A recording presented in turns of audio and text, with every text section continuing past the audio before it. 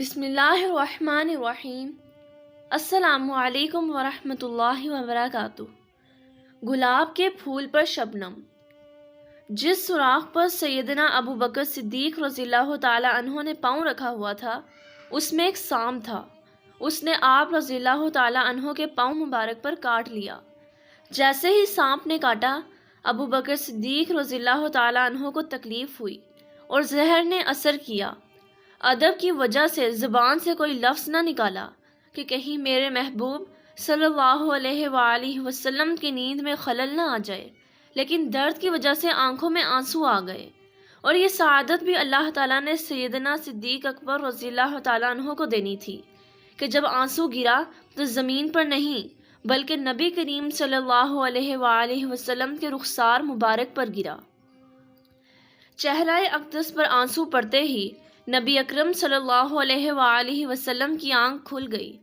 آپ صلی اللہ علیہ وآلہ وسلم نے پوچھا، ما یبکیکا یا ابا بکر، اے ابو بکر تو کیوں روتا ہے؟ ارے رحمت للعالمین تو تیری گود میں ہے، اس حال میں بھی تو رو رہا ہے، اس کی کیا وجہ ہے؟ حضرت ابو بکر صدیق رضی اللہ تعالیٰ عنہ کی آنکھوں میں آنسو تھے، اسی لیے بتا دیا کہ اے اللہ کے محبوب صلی اللہ علیہ وآلہ وسلم، میرا پاؤں اس سوراخ پر تھا، کسی زہریلی چیز نے پاؤں پر کاٹ لیا ہے، جس کے زہر کی وجہ سے آنکھوں سے آنسو نکل آئے، اور آنسو بھی گرے تو کہاں گرے؟ نبی کریم صلی اللہ علیہ وآلہ وسلم کے چہرہ انور پر گرے۔ کسی شاعر نے اس پر بھی مضمون باندھ دیا، آنسو گرا ہے روئے رسالت ماپ پر، قربان ہونے آئی ہے شبنم گلاب پر۔ سبحان اللہ۔ صدیق اکبر رضی اللہ تعالیٰ عنہ کا آنسو شبنم کی مانند اور میرے محبوب صلی اللہ علیہ وآلہ وسلم کا رخسار گلاب کے پھول کی مانند۔ نبی کریم صلی اللہ علیہ وآلہ وسلم نے پوچھا، ابو بکر کیوں روتے ہو؟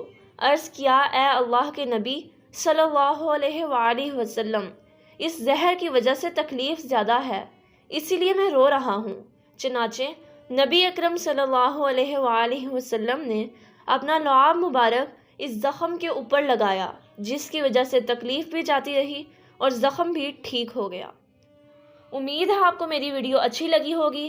اگر آپ کو یہ ویڈیو اچھی لگی ہو تو میرے چینل کو سبسکرائب کریں، بیل آئیکن کو پریس کریں اور آل نوٹیفیکیشن کو آن کرنا مت بھولیں، تاکہ میری آنے والی ہر ویڈیو کی اپڈیٹس آپ تک سب سے پہلے پہنچ سکے۔